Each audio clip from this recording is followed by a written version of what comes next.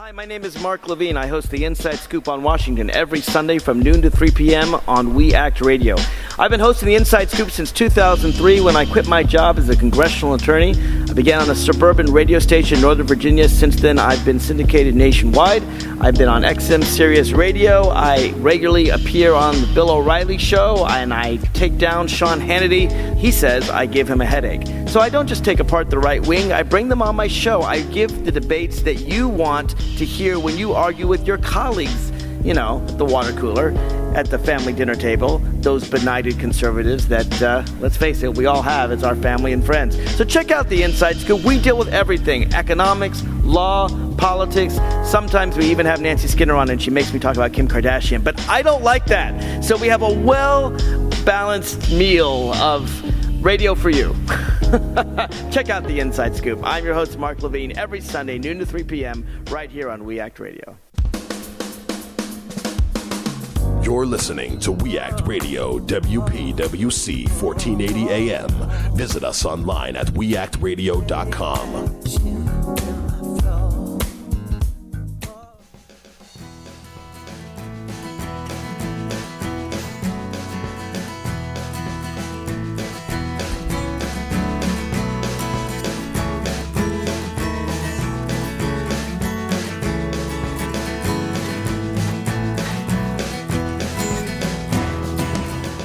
Welcome back to the Inside Scoop. This is Mark Levine talking about immigration reform. Specifically, how are the Mexican immigrants of today any different from the German, Irish, Italian, Jewish, Chinese, African, Dominican immigrants of the last 200 years?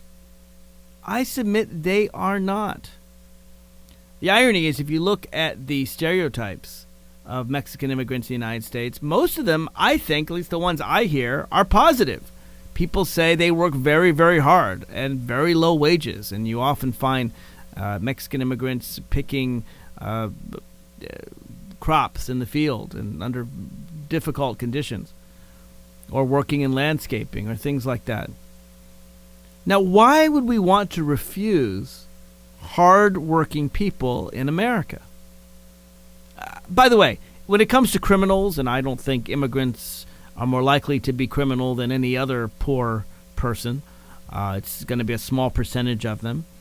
And Barack Obama and I agree that we should deport the criminals. I have no problem with that. But for the hardworking people, the argument is, well, they didn't come here legally. They should get at the end of the line. To which I say, what line? What line? Do you know how many lines there are to get to America? There are many, and they're not all the same length.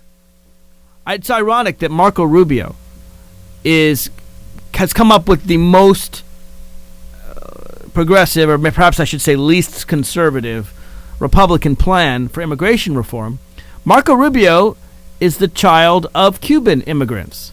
And Cuban immigrants don't wait in line. You can have someone from Mexico who wants to come here legally, and they can wait 30 years and never get in, whereas a Cuban merely steps on American soil and boom, they're legally here. That is American policy. American policy is explicitly, well, I don't know whether to say racist or nationalist, but it's based on the country you come from. If you're Irish today, thanks to the Kennedys and some others, it's very easy to become an American citizen. If you're Cuban, extremely easy to become an American citizen. If you're Mexican, it's very, very difficult. If you're Filipino, by the way, I just read this.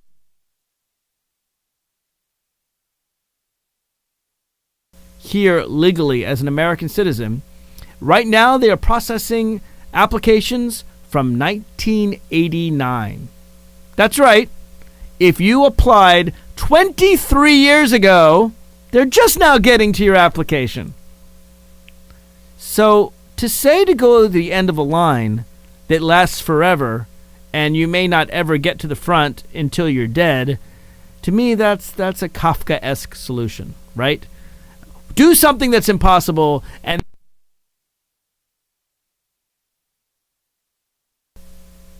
And let's open our borders wide open. Not to criminals, not to terrorists. Don't get me wrong here. But instead of judging people by their ethnicity, by their nationality, let's judge them by, well, what kind of person they are. And if you're a terrorist, if you're a criminal, if you're a murderer, if you have been convicted of some crime, even if you're a thief, yeah, fine. I don't want you in. There are enough honest, hardworking people trying to get in that the criminals should not get in the back of the line. There should be no line at all, right? If you come here, we should deport you. I am fine with that. Right? I'm not saying bring in the Mexican drug dealers, okay? But in a country that is increasingly recognizing that we have to respect people of all walks of life, and while there's still racism in America, I think Americans would be shocked to know the distinctions we still have in our immigration law among nationalities. I mean, if you are talking with American citizens and you heard someone say, oh, well, that person's, I don't know, pick a culture, Japanese or African or whatever it is. Oh, they're Mongolian, don't trust them. We'd be shocked. You don't say that in America. You certainly don't say that in polite company. We understand that whether you're Asian American or African American, Latino American or white American, which of course has subgroups, whether it's Irish or Italian or whatever it is, the quality that distinguishes you is what kind of an American you are. Why should we have any different rule with regard to our immigrants? Does it matter whether we have a Mexican or a German coming to America? What should matter is the person honest? Are they hardworking? Are they going to contribute to America? That's the question. And I say the vast majority of immigrants have and do and made this country great. And unless someone has committed a crime or is a member, and you know what? And I'm fine with excluding people from being members in terrorist organizations. Just because you have a free speech right as a citizen of America to say whatever you want about the government, if you come in and you say, I want to overthrow the U.S. government, I'm fine with saying, you know what? Stay home. We don't want your kind here. So I'm willing to make free speech distinctions, but I'm not willing to make national distinctions.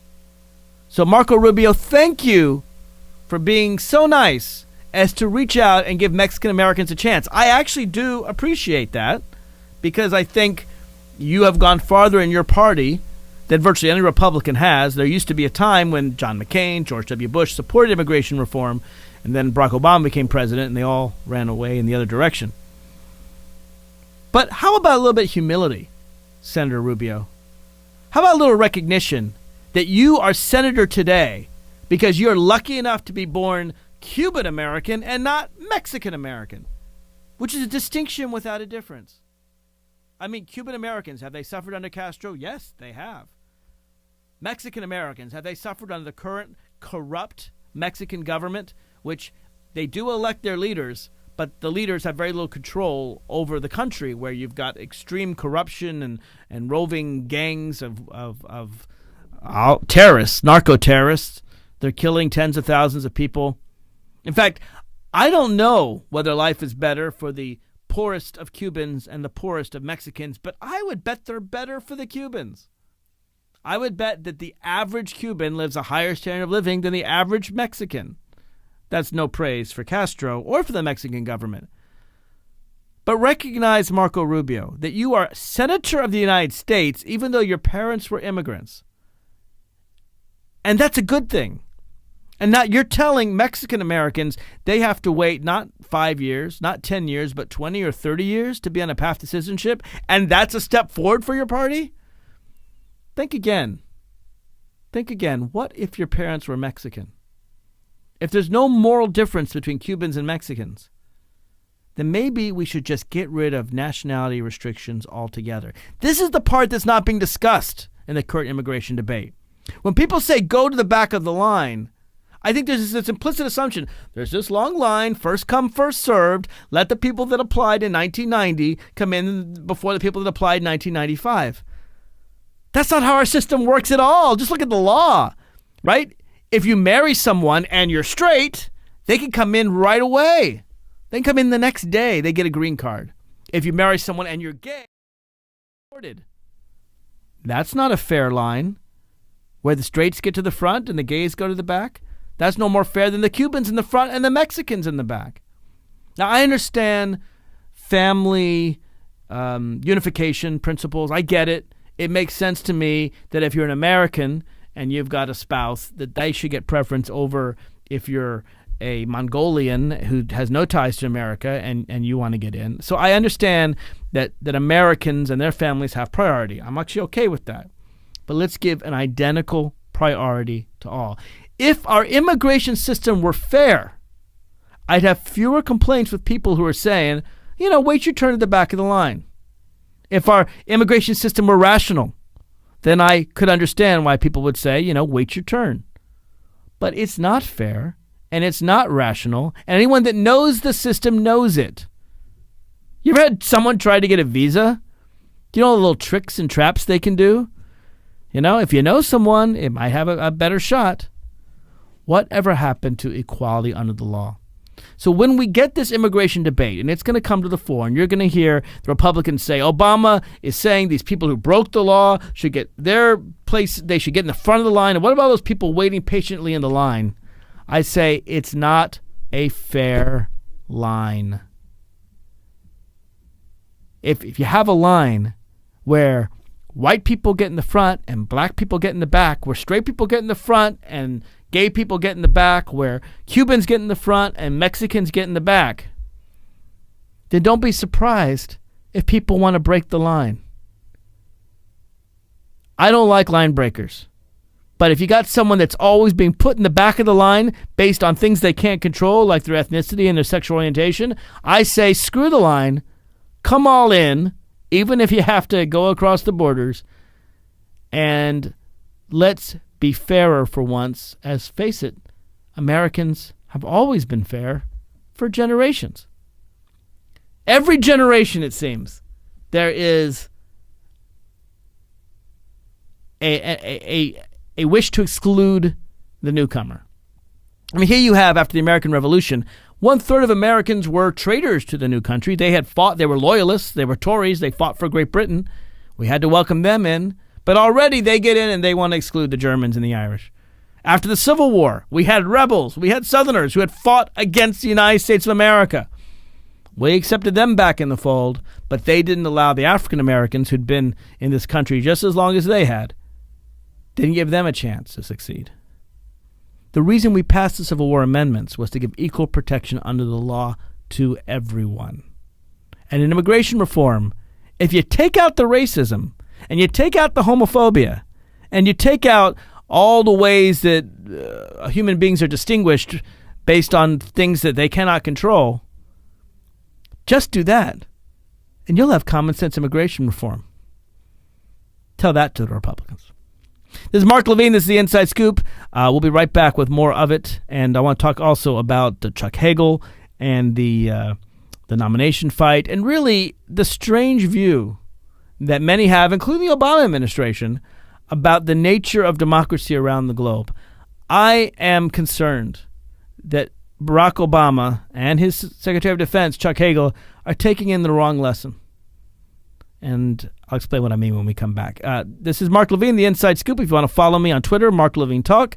My website's marklevinetalk.com. We'll be right back right after this.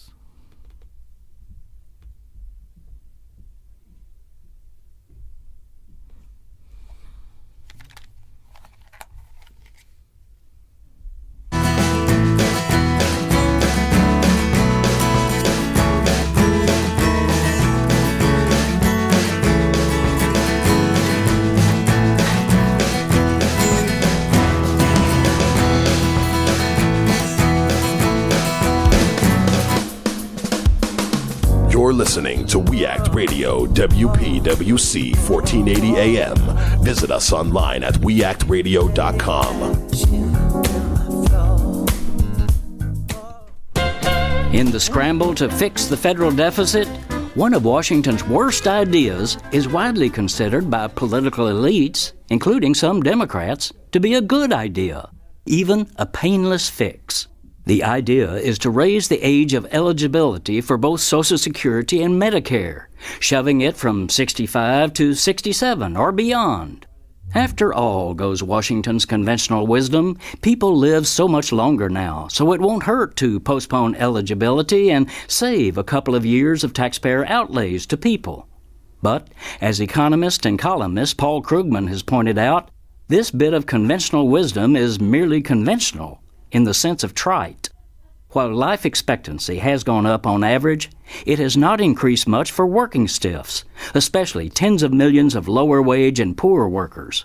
Unlike being a member of Congress, the work that these people do tends to require heavy lifting, which can make you old fast. Requiring them to do it even deeper into old age and to wait longer for medical assistance is, as Krugman bluntly calls it, cruel. Bear in mind, too, that working-class families are precisely the people who count on Social Security and Medicare. They don't have the socialized medical benefits and golden pensions that those pampered conventional wisdom spouters in Congress get. Oh, one more thing. The purported savings from this fix are so minimal as to be illusory. In fact, shoving ill or crippled elderly workers out of the cost-effective Medicare system will jack up America's health care costs.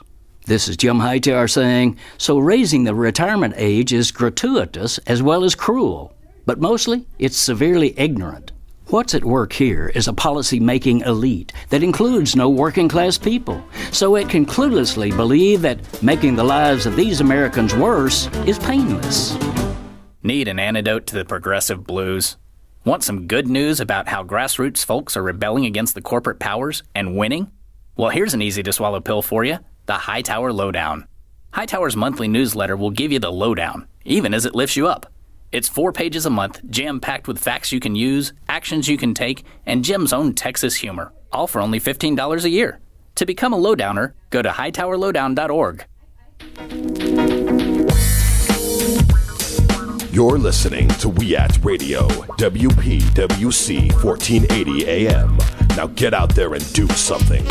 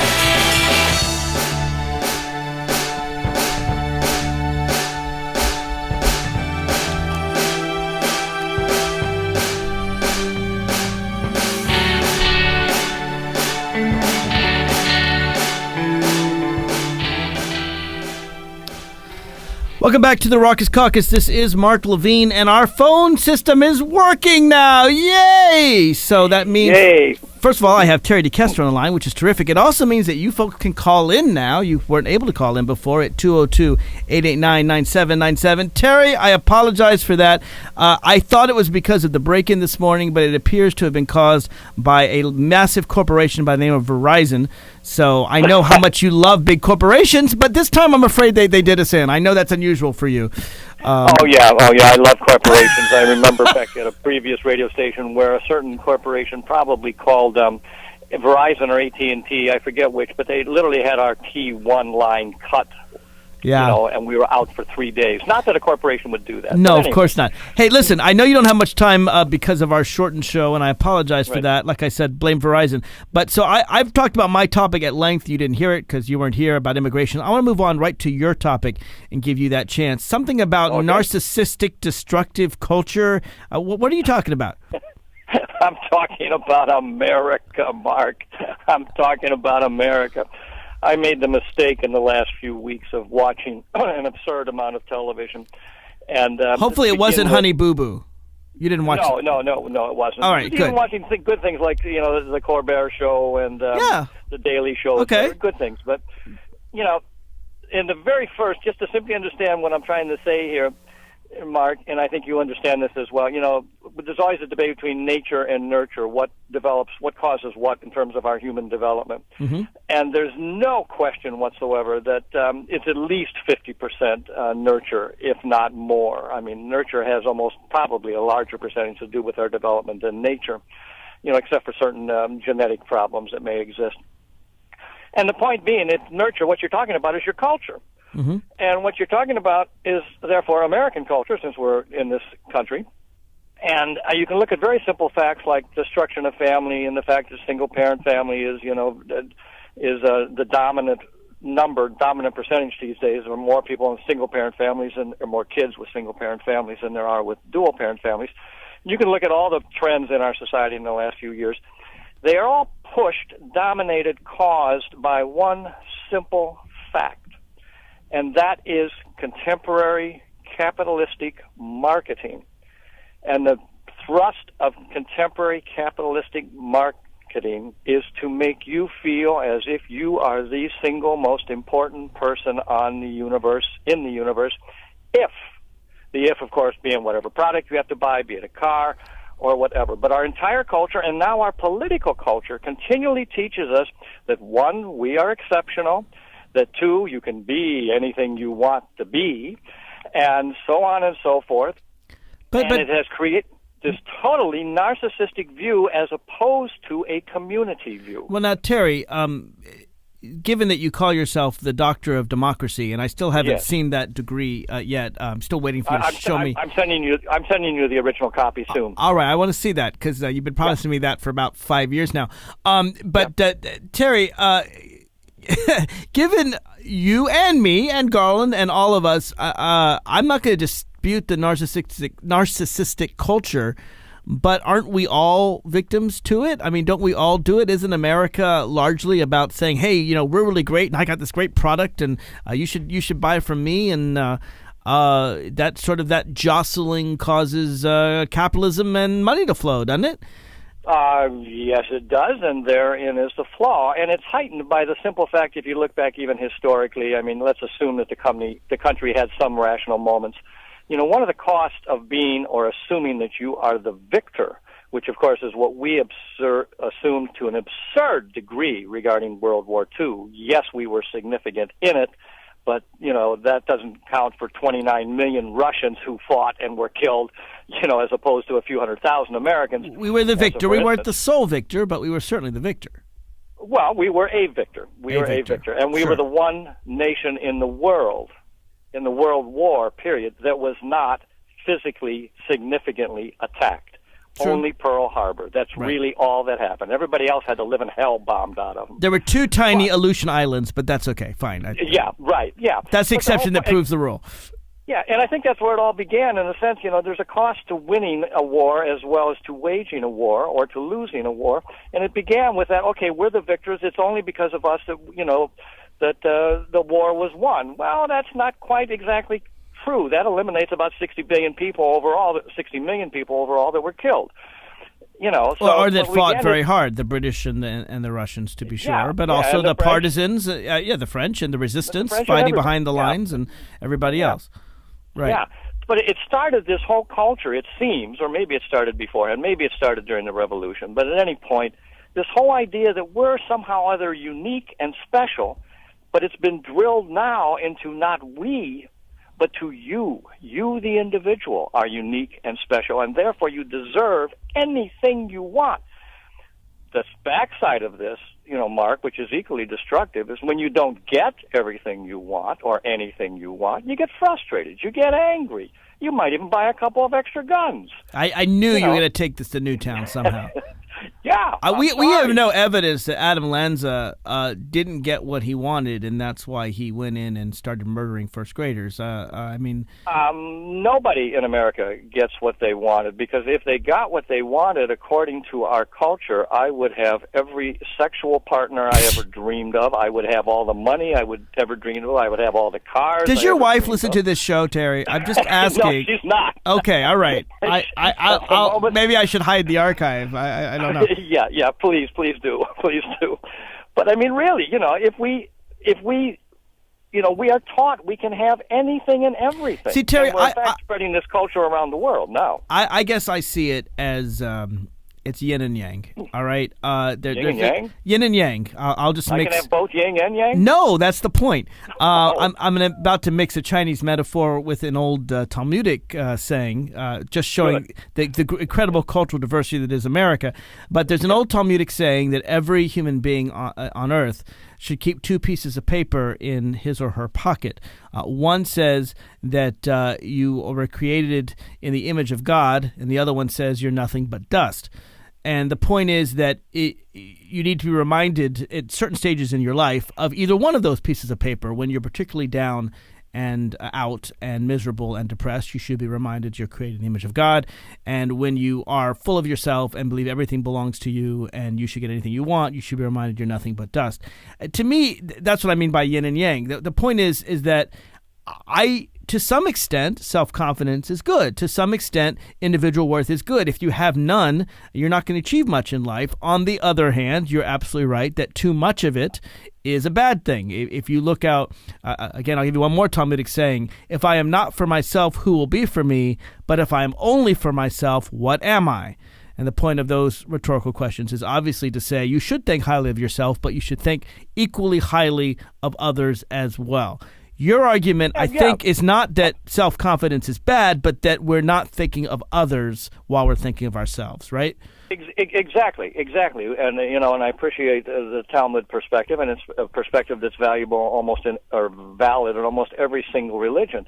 Unfortunately, religious understanding and exposure is diminishing over the years, an extraordinary degree in the United States.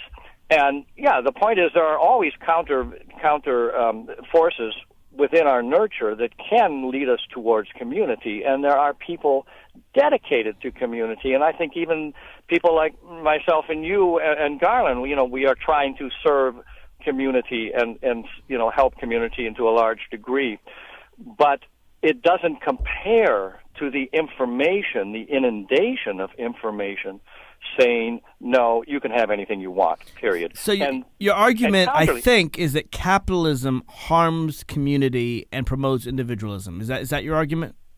Yes, unless there's something really to counter that, and we don't have that anymore. Even our, except for a few political speeches, it's not about we. It's about we're going to make sure you have a job. We're going to make sure that you aren't taxed. We're going to make sure you have the gun rights or whatever it is. The whole idea of community has diminished, and in terms of advertising, it's non-existent. And all you got to do is sit down like I did for the last couple of days and watch. I actually watched, just even 30 Rock, the last episode, and every single commercial. I also go to a gym, where I exercise, and there's all these television screens on, and it's all about you and what you can be and achieve and everything else. It's not about community. And that's costing us as a nation. And it's the height of our narcissism because, again, narcissism means, well, I'm looking at me, and that's the only thing I want to look at. I'm even thinking about military commercials. It used to be, yes, Uncle Sam wants you, join the Army, join as part of one, communal thing. We're all fighting this together. And now when I think about the two slogans that I can think of, one is be all that you can be, not be all that we can be all that you can be. And the second one's even worse. This one I think actually is so bad they actually have retired the slogan. They had a slogan for a brief time, I remember, called an Army of One.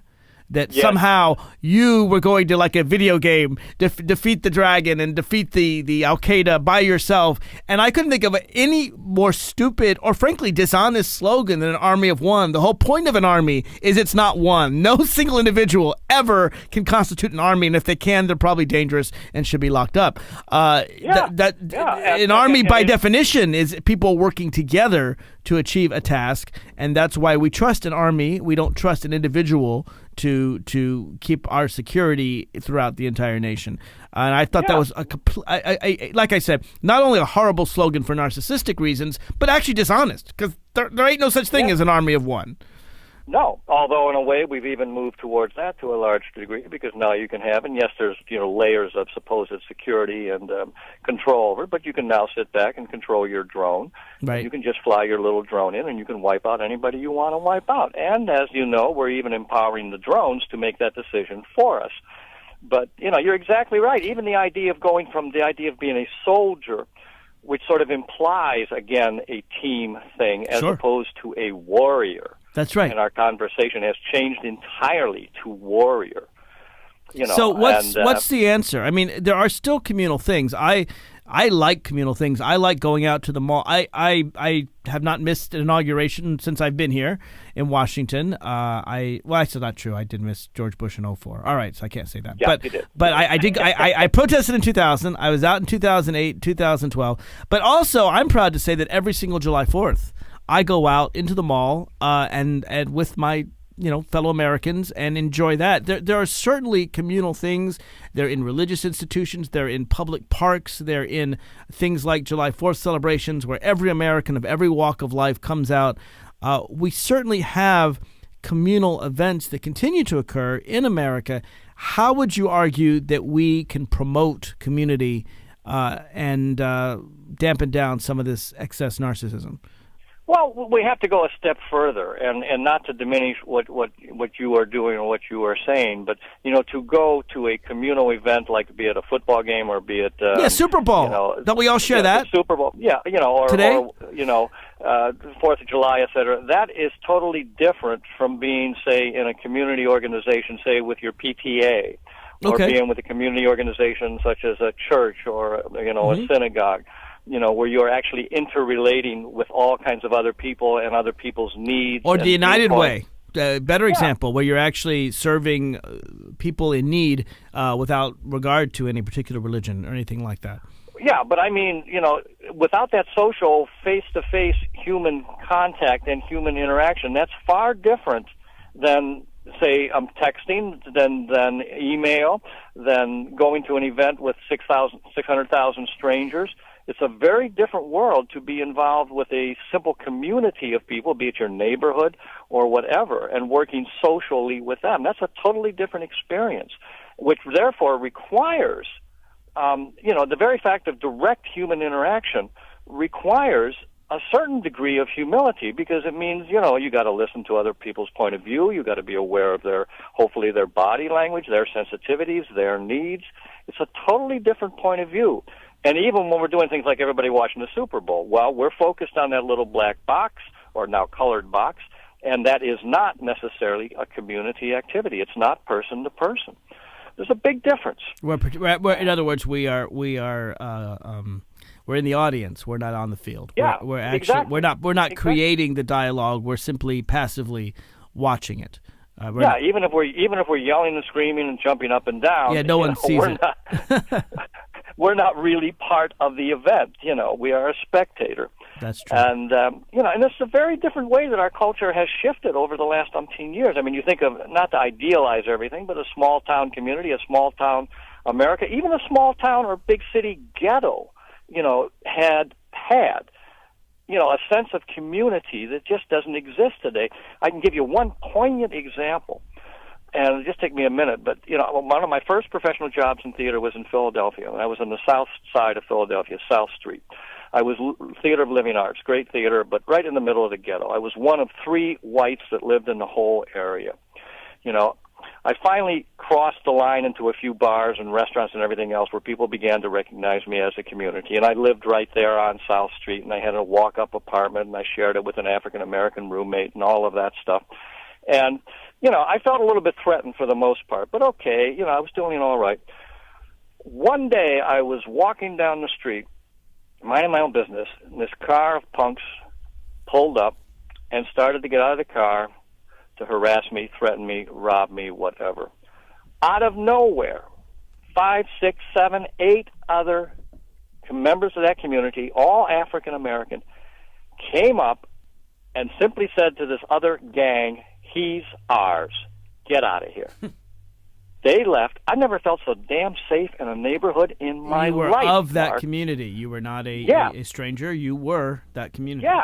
Yeah, regardless of race or anything else. Right. And I didn't have a lot of personal interaction with them, but I had some, but I was part of that community. I felt, wow, this is great, Yeah. That wouldn't happen today, and I don't think not because of race, but it simply wouldn't happen because we don't have that kind of connection with each other. I think it still could happen today. Maybe I'm more optimistic than you. It depends where you are and what neighborhood you're in, and sure. But there's still, I think, a warm feeling. I certainly felt it at the inauguration with people standing around me, people I never met in my life, people I'm never going to see again in my life.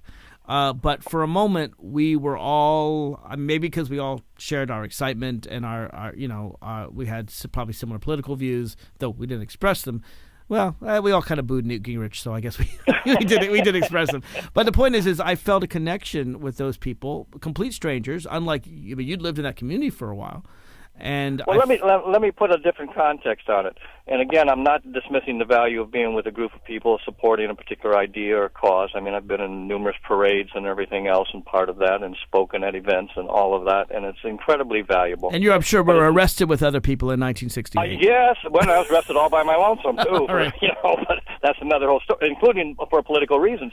But who, you? Okay. Yeah, me. I know. But that's still different than you and I getting together and sacrificing some of our time, energy, money, whatever, and working together and sacrificing for other people.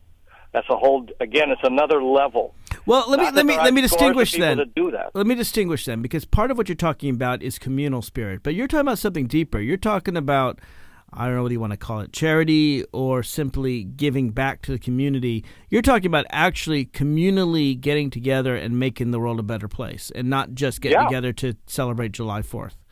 Yeah, and not just getting better by making sure you get the better job, you get the higher pay, you get the promotion, you get whatever, regardless of what anybody else is getting. So you think that's happening less? You think there's less Peace Corps volunteers, there are fewer people that are going out and volunteering in soup kitchens? You think there's a smaller number of church or religious groups that are out there giving shelter to the homeless? You think it's definitely less than before? Oh, I know it is. I mean, statistically and numerically, et cetera. I mean, the weird thing is it's sort of like, and again, there's sort of a disconnect here that's important to understand, is like when the horrible thing happened, in Newtown, at Sandy Hook. I mean, millions of people send money and send flowers and build little shrines and everything else. Those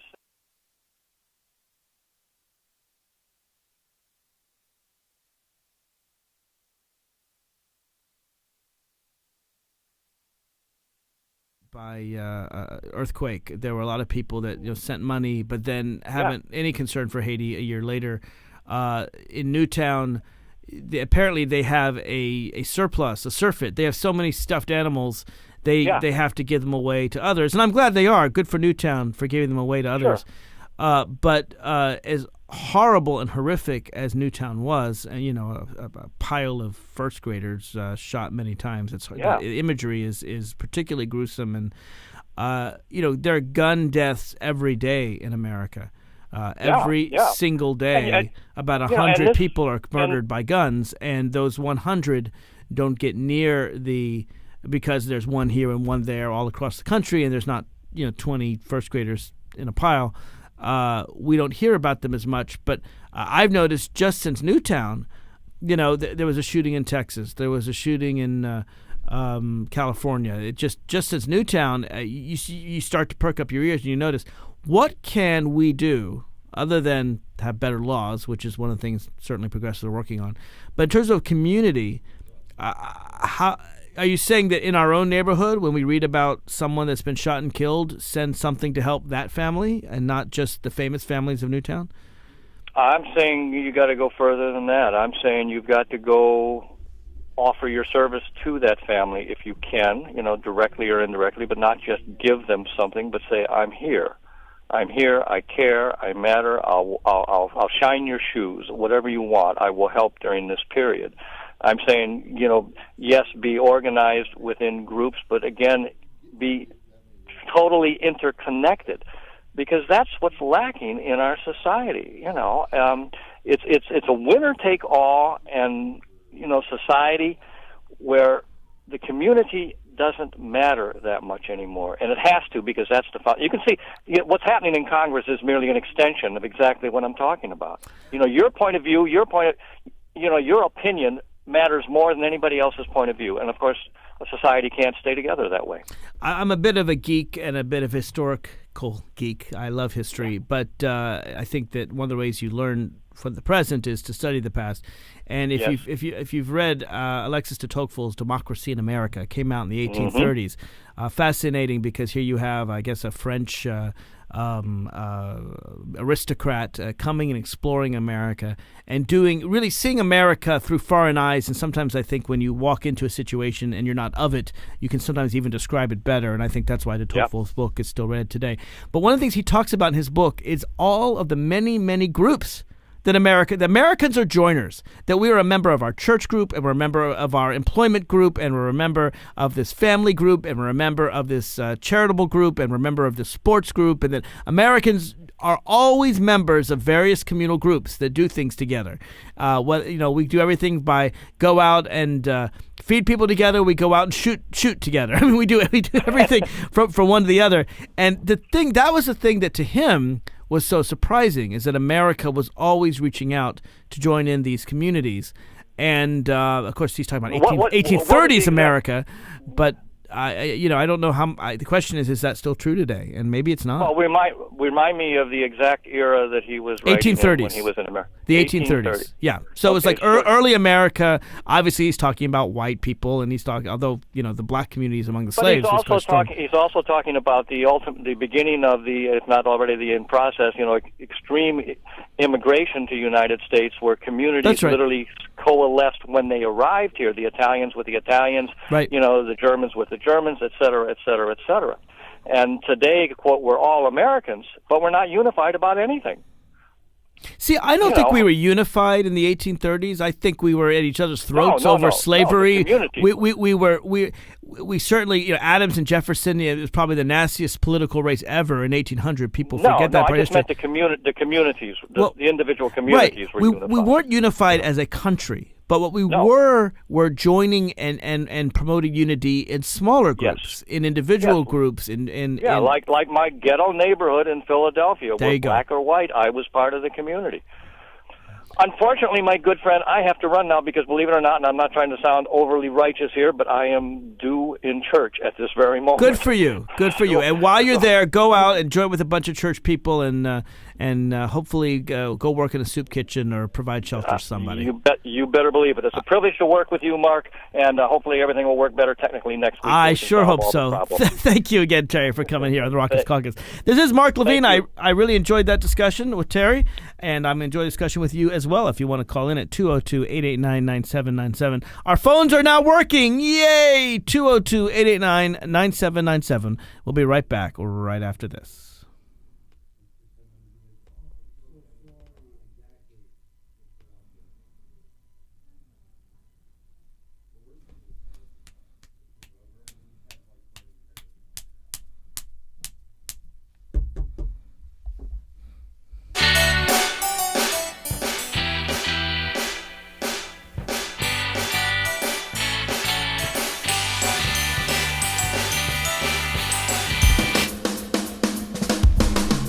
You're listening to We Act Radio, WPWC 1480 AM. Visit us online at weactradio.com. In the scramble to fix the federal deficit, one of Washington's worst ideas is widely considered by political elites, including some Democrats, to be a good idea, even a painless fix. The idea is to raise the age of eligibility for both Social Security and Medicare, shoving it from 65 to 67 or beyond. After all, goes Washington's conventional wisdom, people live so much longer now, so it won't hurt to postpone eligibility and save a couple of years of taxpayer outlays to people. But, as economist and columnist Paul Krugman has pointed out, this bit of conventional wisdom is merely conventional, in the sense of trite. While life expectancy has gone up on average, it has not increased much for working stiffs, especially tens of millions of lower wage and poor workers. Unlike being a member of Congress, the work that these people do tends to require heavy lifting, which can make you old fast. Requiring them to do it even deeper into old age and to wait longer for medical assistance is, as Krugman bluntly calls it, cruel. Bear in mind, too, that working-class families are precisely the people who count on Social Security and Medicare.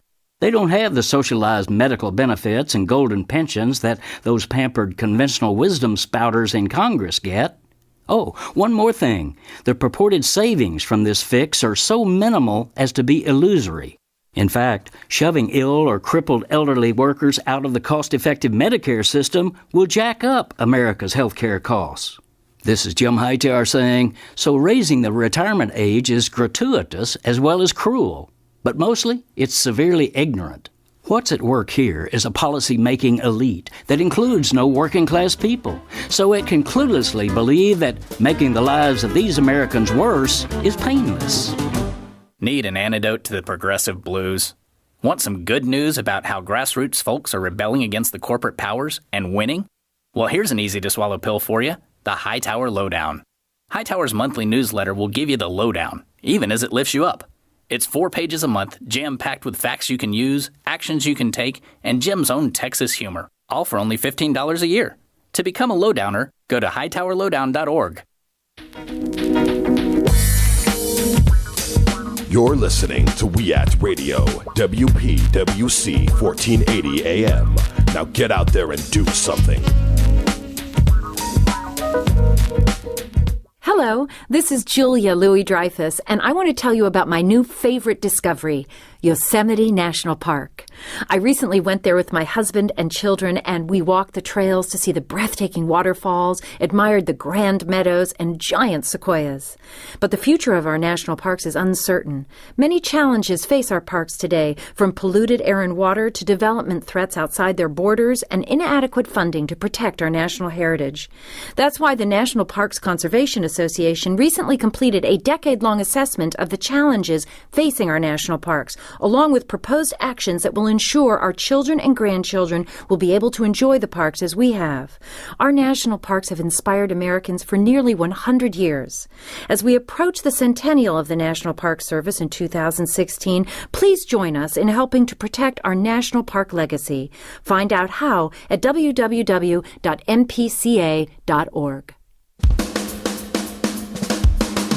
You're listening to We Act Radio, WPWC 1480 AM. Visit us online at weactradio.com.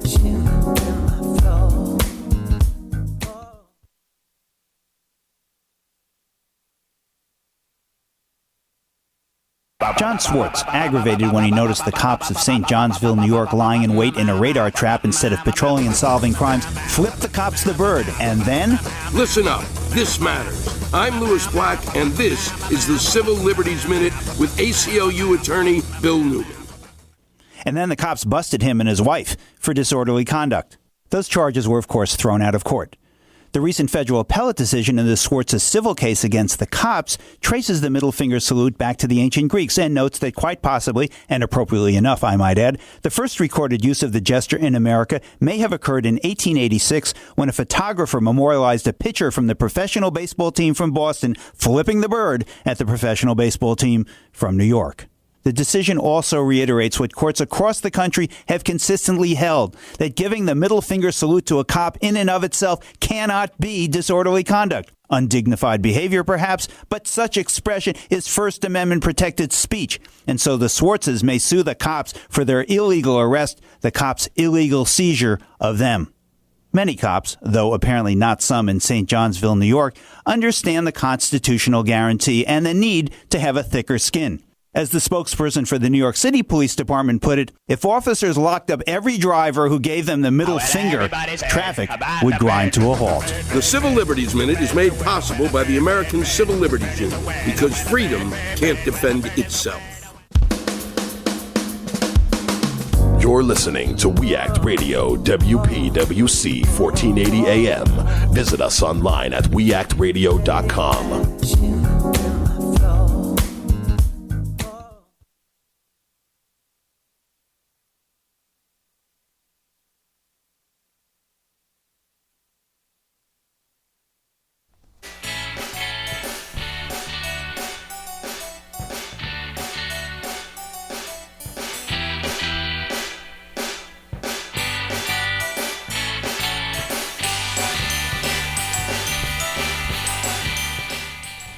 Welcome back to the Inside Scoop. This is Mark Levine. If you want to call in and make me wear these funky headphones again, just dial in 202-889-9797, 202-889-9797.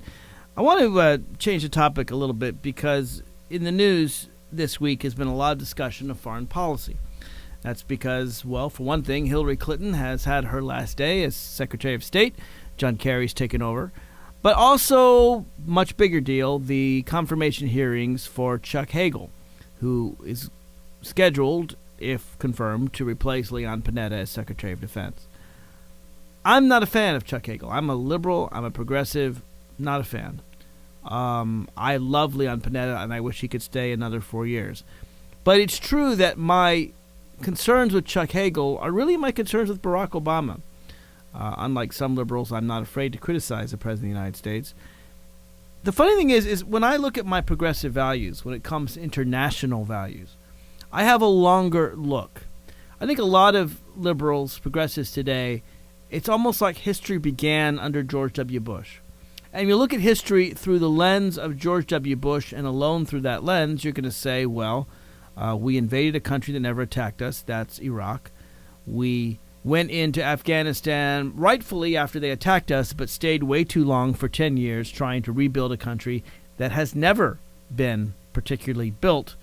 The British tried to invade. The Russians tried to invade. Frankly, the Afghanis themselves are not very literate, and they're really a tribal society where it's almost not a nation, frankly. There's Kabul, the capital, and then there's a whole bunch of tribal regions. So it's very easy to say that George Bush screwed up 2 wars, and I think he did. Thousands of Americans are dead that wouldn't be dead. Tens of thousands of walking wounded. There's military people who've been so courageous, but their tank landed on an IED, an explosive device that blew them up, and maybe they lost an arm or a leg, and they're walking around with mechanical limbs. And you ask, what's it all worth? What's it for?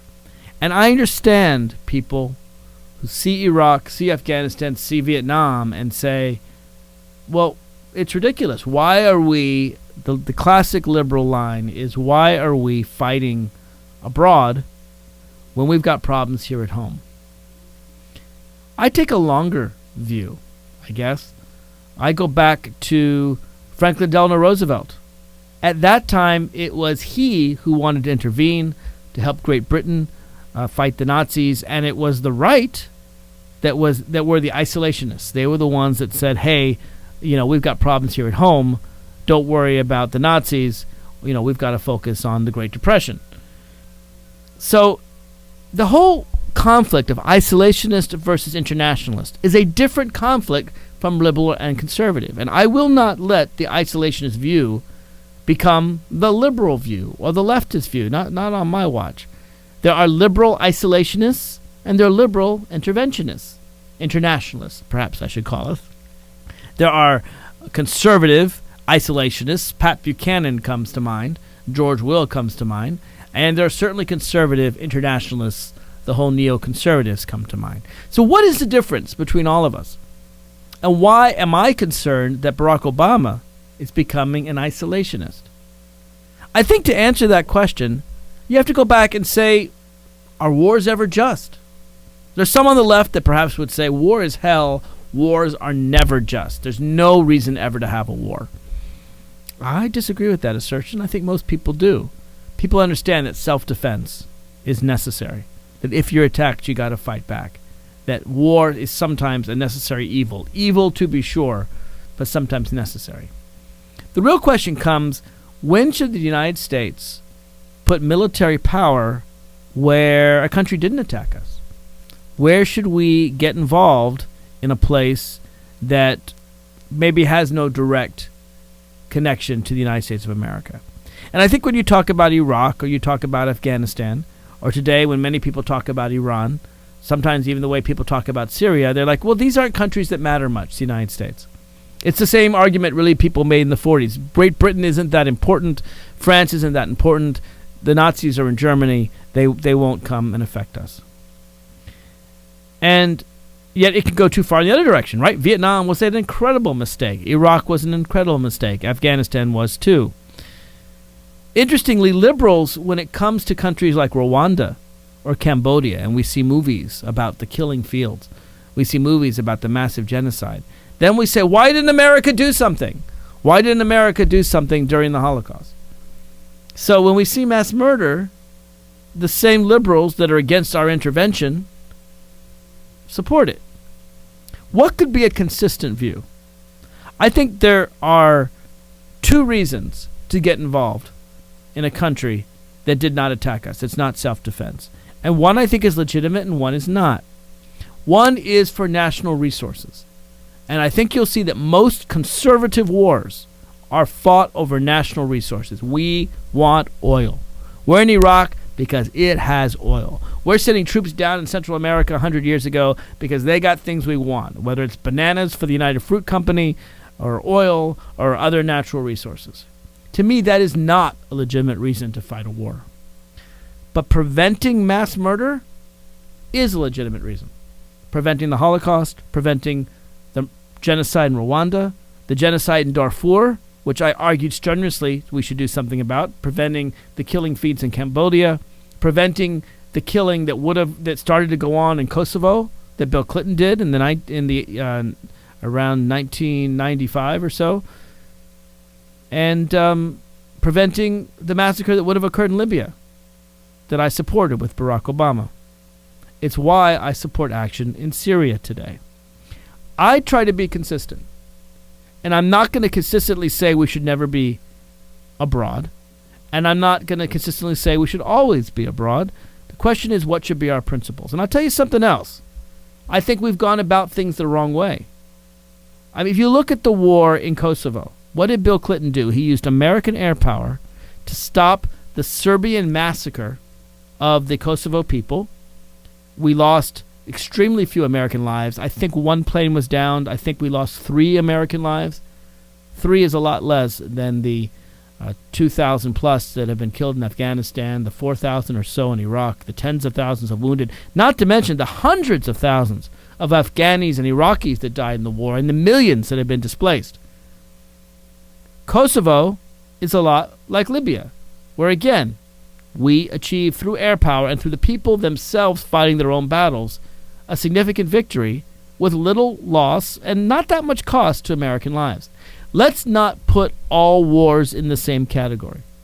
Let's distinguish between liberal wars, if you will, like Kosovo, like Libya, done by liberal presidents with limited means, mostly air power, but they succeeded at relatively little cost, and conservative wars where they send a whole army to invade a country in Iraq and Afghanistan, causing thousands of lives lost, trillions of dollars, not to mention horrible dysfunction in the countries themselves.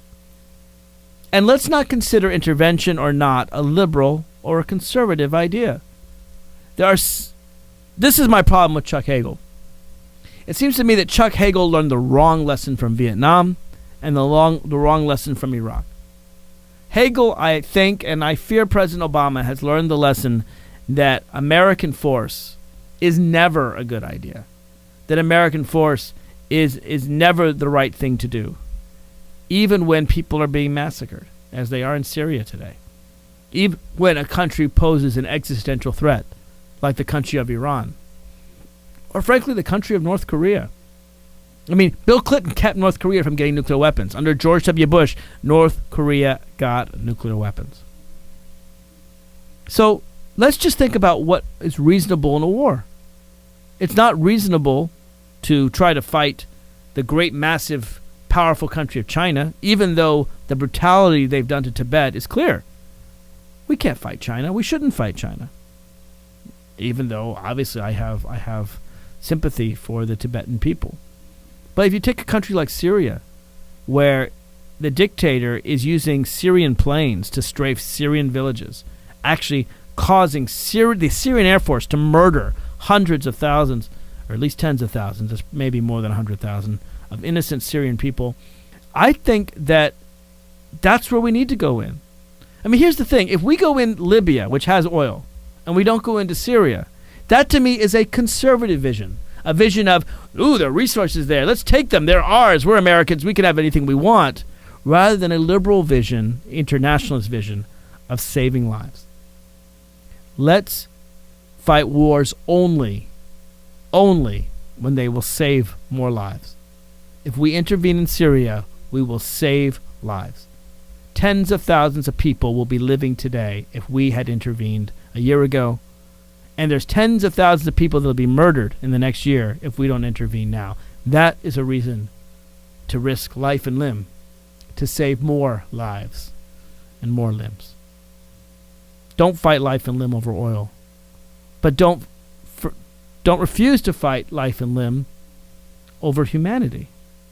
And I really think that liberals see the mistakes of George W. Bush today and say, well, obviously we shouldn't intervene ever in Iran or in Syria or in Mali or any other place on earth.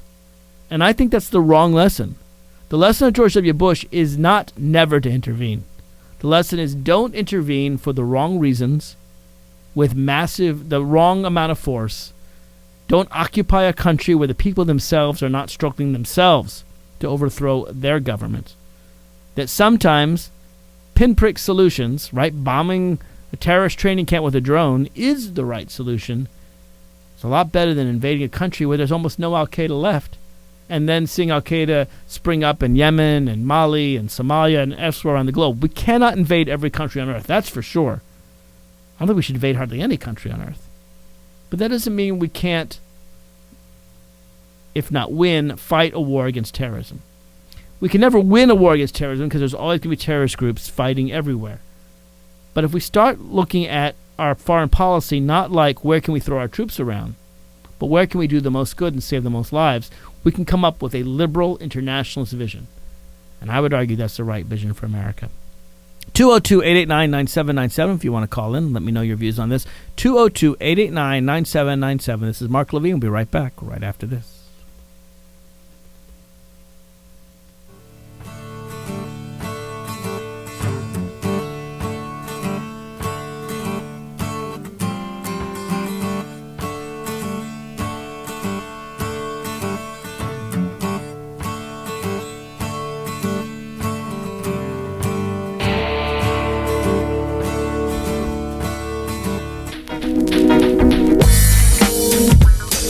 You're listening to We Act Radio, WPWC 1480 AM.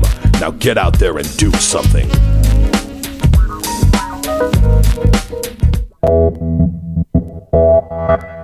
You're listening to WIN, Workers Independent News, a production of Diversified Media Enterprises. I'm Doug Cunningham. As auto companies in Detroit show off their shiny new autos of the future, auto workers were there to showcase the struggles of workers looking for brighter futures. Jesse Russell reports. The Detroit Auto Show not only showed off the future of the auto industry, it also showcased the struggles of working people. A series of protests were held outside of the event throughout the weekend, highlighting everything from pushing back against Michigan's right-to-work law to unionizing Nissan plants in Mississippi. One woman at the anti-right-to-work rally this weekend said people need to stand up to corporate control. The first thing is we have to overcome the fear that people have, and the media message and the corporate message that we should all be glad we have a job, and it doesn't matter what kind of conditions those jobs are. One auto worker named Martin said one of the most important things labor could be doing right now is educating the next generation of workers. If we can continue to educate and try to mobilize,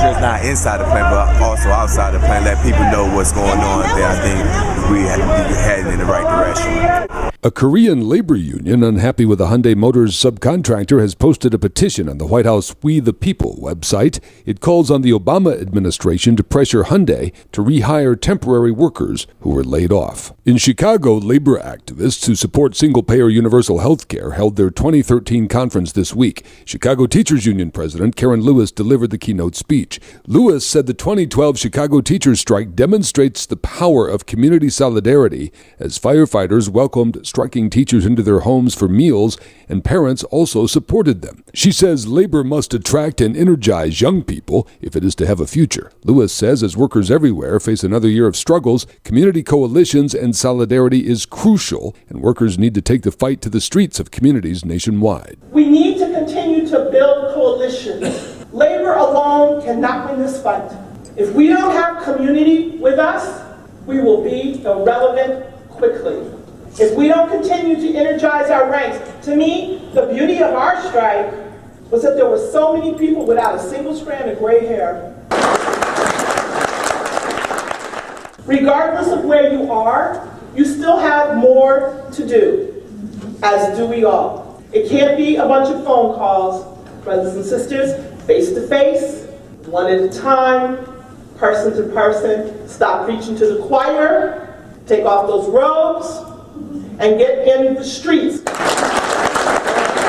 This newscast made possible in part through underwriting support from the International Brotherhood of Electrical Workers and from OPEIU. You've been listening to WIN, Workers Independent